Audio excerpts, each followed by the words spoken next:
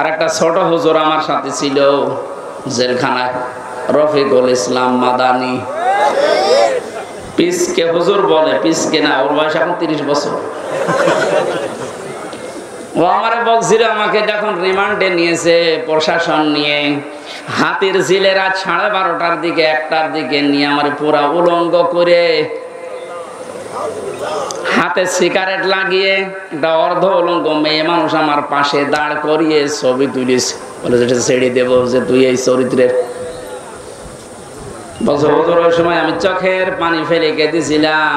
আর এক এসআই কে জিজ্ঞাসা করলাম যে ভাই আপনারা যা করছেন আমার সাথে, এটা কি হারুন স্যার জানে? জানে না মানে উনি তো করাচ্ছে, যেহেতু উনি মুসলিম। এই জন্য ছোট হুজুর দোয়া করেছে, আল্লাহ আমাকে যেভাবে সব উলঙ্গ করে ওরা দেখেছে, জাতিকেও দেখাবে বলে ওরা জানিয়ে গেল যে জাতিরে দেখাবো, তুমি অন্তত আর যাই করো হারুনকে ছেড়েও না। আল্লাহ এই জন্য ছাড়ে নাই। ওরে দুনিয়ায় আল্লাহ দেখায়নি, রাস্তায় বের হতে পারে না, বের হলে বলে 3 ইঞ্চি। শয়তানি করবে আর তোর ইজ্জত শেষ করে দিয়েছে। যেইগুলো মুসলমানদের ইসলামের আলেমদের সাথে বিয়াদবি করেছে, প্রত্যেকের চরিত্র এখন ফাঁস হয়ে যাচ্ছে। বাংলাদেশে বহু জেলাতে এই মাইক এভাবে কেড়ে নিয়েছে এই জনগণ নামে, এই জালেমগুলো জনগণের নাম নিয়ে প্রতিনিধি হয়েছে, অথচ আল্লাহর কথা বলতে বলতে হঠাৎ করে মাইক কেড়ে নিয়ে আলেমকে গালি দেয়। এমন অপমান আল্লাহ এখন করছে, মুখ দেখানো দায় হয়ে গেছে তাদের। আমার মনে হয় হারুনের যে অবস্থা এখন, যে কয় ইঞ্চি বলে, ও ছোট হুজুরকে যা করেছিল তার চাইতে ডবল অপমান আল্লাহ করেনি। কারণ নবীজির হাদিস ছিল মাজলুমের বরদোয়া আর আল্লাহর ভেতরে কোনো পর্দা নেই, সরাসরি কবুল হয়ে যায়।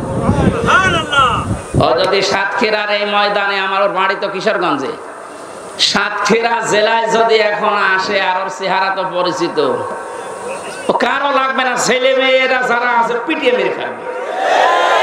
এটা এই ছোট হুজুরের বরদোয়া। বড়টার বরদোয়া কবুল হয়েছে, ছোটটারও কবুল হয়েছে।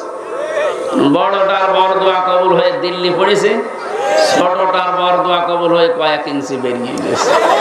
এখন মেজো যারা আমরা আছি, আমাদের দোয়া কবুল হবে না? যা করেছেন আমাদের সাথে, আল্লাহ যেন ঠিক ওই রকম করে। তখন আপনি টের পাবেন কত অসহায় করে রেখেছিলেন মাটির নিচে। আমার দুনিয়ায় কি আছে কিচ্ছু জানতাম না।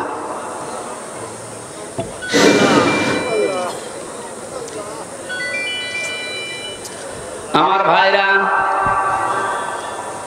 সাতক্ষীরার মানুষদেরকে, চাঁপাইনবাবগঞ্জের মানুষদেরকে, ঝিনাইদহ জেলার মানুষদেরকে বাংলাদেশের অন্যান্য মুসলমানেরা একটু বেশি ভালোবাসে, মন থেকে দোয়া করে, কারণ এরা ইসলামের জন্য যা হারিয়েছে আল্লাহ পাকের উদ্দেশ্যে যেন তাদেরকে জান্নাত দিয়ে পূরণ করে দেন। যে আল্লাহ আমাদেরকে কোরআনে কারিমের কিছু কথা শোনার জন্য, আমাদের জাতির পিতা ইব্রাহিম আলাইহিস সালামের জীবনী থেকে হক কথা শোনার জন্য ময়দানে নিয়ে আসলেন। দিনের বেলায় আমাদের কাজ ছিল, সব কাজ বাদ দিয়ে কোরআনের এই ময়দানে যিনি নিয়ে এসেছে, বলেন আলহামদুলিল্লাহ। দরুদ আর সালাম পড়ছি আমাদের নবী মুহাম্মদ রাসূলুল্লাহ সাল্লাল্লাহু আলাইহি ওয়াসাল্লামের প্রতি। আমরা তেলাওয়াত করেছি সূরা বাকারার 124 নম্বর আয়াত। তাফসীর আকারে কথা বলবো, যে দোয়া হবে শহীদদের আত্মার মাগফিরাত কামনা। শহীদদের মাগফিরাত কামনা করার দরকার নেই, কারণ আল্লাহ তাদেরকে নিজে খাওয়াচ্ছে। ওয়ালা তাহসাবান্নাল্লাযীনা কুতিলু ফি সাবিলিল্লাহি আমওয়াতা বাল আহইয়াউন ইনদা রাব্বিহিম ইরযাকুন। সূরা আলে ইমরানের 169 নম্বর আয়াত। আল্লাহ পাক জানিয়েছেন, হে পৃথিবীর মানুষেরা, আমি আল্লাহ যাদেরকে শাহাদাতের মর্যাদা দিয়েছি এদেরকে মৃত ভাববা না, বলবা না তো বলবাই না। ওয়ালা তাকুলু লিমা ইউকতালু ফি সাবিলিল্লাহি আমওয়াত। এই আয়াত দ্বারা আল্লাহ মুখের উপরে নোটিশ দিয়েছেন, শহীদদেরকে মরে গেছে এ কথা বলবা না। আর এই সূরা আলে ইমরান দিয়ে আল্লাহ জানিয়েছেন যে মনে মনে ধারণাও করবা না যে শহীদরা মারা গেছে। কারণ জীবন পর্যন্ত যে লোকটা জালেমের সামনে দিয়ে দিতে পারে, একে মারা গেছে মনে মনে বলো গুনার কাজ। এই জন্য আল্লাহ ওয়ালা তাহসাবান্নাল্লাযিনা দিয়েছে, মনে মনে ধারণাও করবা না। খুব দামি শব্দ এটা, যার তার নামের আগে শহীদ লাগিয়ে দিলেই হবে।